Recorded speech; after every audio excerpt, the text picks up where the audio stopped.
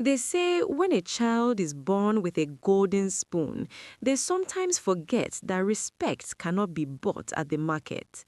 This is the story of Charity, a girl who had everything except the one thing that mattered most. If you love stories that change hearts, subscribe now and ring the bell. This tale will shake something loose inside you, I promise. Part 1. The Girl of Comfort. Omo Oloro, the rich man's child. In the great city where buildings kissed the sky and cars moved like ants on sugar, there lived a girl named Charity. Her father, Mr. Okuri, was a man whose name opened doors before he arrived. Her mother walked with the grace of royalty. Their house stood like a proud peacock among chickens, louder, brighter, impossible to ignore. But listen well, because this is where our story truly begins. Charity did not know the weight of a wet cloth on washing day. She did not know the ache in your back after sweeping a compound. She did not know that water tastes sweeter when you fetch it yourself. Everything she needed, she only had to open her mouth and shout. Why is this water not cold? Shout. Why is my uniform not pressed? Shout. Why is breakfast late? Shout, shout, shout. The maids moved like shadows in that house, afraid of the small girl with the loud voice. Even grown people walked softly around her, the way you walk around a sleeping snake. At school, the pattern continued. While other children rushed to class, Charity strolled in late, smiling at teachers who could do nothing because her parents' money spoke louder than school rules. While lessons happened, her head rested on her desk like a bag of rice, or her fingers danced on her phone screen beneath the table. Her classmate whispered, "She thinks she's too big. Money has spoiled her. One day. But Charity, she heard nothing. She lived inside a bubble made of comfort and pride. Part 2. Behind the compound walls. Itiju Awanobi, the parents' secret shame. Now, Mr. and Mrs. Okori were respected people. In church, Mr. Okori spoke about discipline and godliness. His wife was known for wise counsel. People looked at them and thought, see a blessed family. But inside their fine house, a different story lived. Mrs. Okori would sit in the evening darkness, remembering when Charity was small, when her daughter's laughter sounded like bells, when hugs came freely, when "I love you, mommy" needed no reminder. Where did that child go? When did this stranger arrive? Charity, your behavior. Mommy, please, you worry too much. Every conversation ended like water poured on hard ground. Nothing soaked in. Mr. Okuri saw how visitors became uncomfortable. He saw how maids quit without notice. He heard the whispers after church service. That girl needs home training. Such a beautiful child, but the character. If na my child, eh? One Sunday, after service, a woman pulled Mrs. Okuri aside. "Madam," she said carefully, measuring each word like precious salt, "your daughter is beautiful, but you need to watch her character." That night, Mrs. Okori cried into her pillow, the kind of crying that shakes your whole body but makes no sound. The breaking point came like thunder on a clear day. A family friend visited. Charity, without greeting, without respect, snapped at the woman over where she sat. The room froze. Even the air seemed shocked. "Charity," Mr. Okori's voice cracked like a whip. "What? She's sitting in my spot." "Apologize now." Charity shrugged. "For what?" That shrug, that careless movement of shoulders broke something inside Mr. Okori that could not be repaired with apologies. That night, the Okoris talked until morning birds began singing. They talked about their mistakes, their fears, their failures. They talked about the monster comfort had created. One solution emerged from the darkness, heavy but clear. Boarding school. Not just any boarding school, the kind with iron discipline, the kind where children who think they are made of gold learn they are made of flesh like everyone else. The kind with a woman named Mrs. Oforomata who bent stubborn trees into useful timber. Part 3. The announcement. Ironle Aye. The world shakes. You are going to boarding school next term. Charity laughed. She laughed the way you laugh at a joke that's not even funny.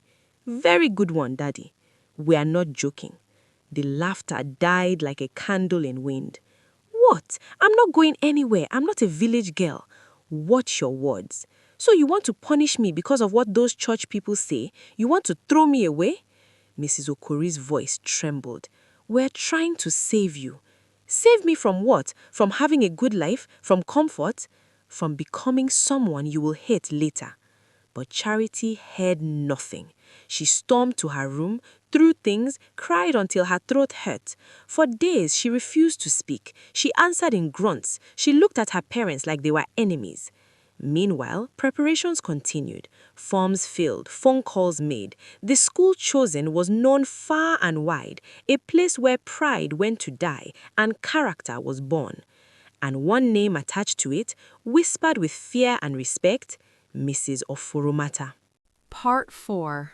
The Awakening. Ila ojo tontun, the dawn of a new day. The car stopped at the school gate. Charity looked out and her heart sank. No colorful buildings, no smiling posters, just order, discipline, seriousness. Students walked in straight lines, no noise, no laughter. Everyone moved with purpose.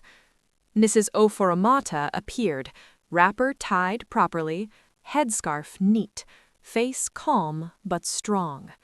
She didn't shout, she didn't rush, but when she spoke, even the wind seemed to listen. Carry your box. Charity struggled. At home, people carried things for her. Here, nobody moved. Madame, they should give us trolleys, Charity muttered. Mrs. Oforomata stopped, turned slowly. What did you say? Nothing. Good, because this is not a hotel. This is Sapele House. The dormitory was clean but simple. Beds in perfect rows, everything organized, everything in its place. That's your bed, near the door. Why near the door? So you learn to wake up fast. Change into your housewear. Assembly starts in 10 minutes. 10 minutes? At home, Charity took an hour to get ready. The panic started. And from that day, Charity's life became a series of shocks. Wake-up bell at 5 a.m., no snooze button. Make your own bed, no maid. Sweep the dormitory, your own hands. Wash your clothes in cold water. Study during prep, silence, no phones. Respect everyone, no shouting. When Charity refused to sweep, saying, "I don't do that," Mrs. Oforomata simply replied, "You will." Punishment came. Extra duties, no excuses. That night, Charity cried quietly under her thin blanket, missing her soft bed, her freedom, her power. But something was beginning to crack inside her pride. Part 5. The Breaking and the Building. Ifokasi ati idagbasoke. Breaking and growing. The weeks that followed were a battle between who Charity was and who she could become. She tried her old tricks. Talking back? Punishment. Rolling eyes? Punishment. Insulting juniors? Punishment. One day, she insulted a small girl over a bucket. Mrs. Oforomata appeared like she had eyes everywhere. Apologize. No, she was slow. Apologize. I won't.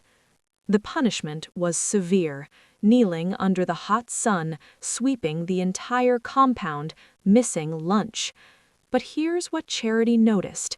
Mrs. Ofuramata watched from a distance, not with anger, but with something else, concern. That confused her. Then, one evening, when Charity was sick with fever, Mrs. Ofuramata personally brought her food. "Eat," she said softly. Charity stared, confused. You care?" Mrs. Ofuramata smiled faintly. Discipline without care is cruelty. Tears filled Charity's eyes. She turned away quickly, but something inside her shifted. The woman who punished her also cared for her. Slowly, like the sun rising, change came. Charity started waking up without complaints. She made her bed neatly.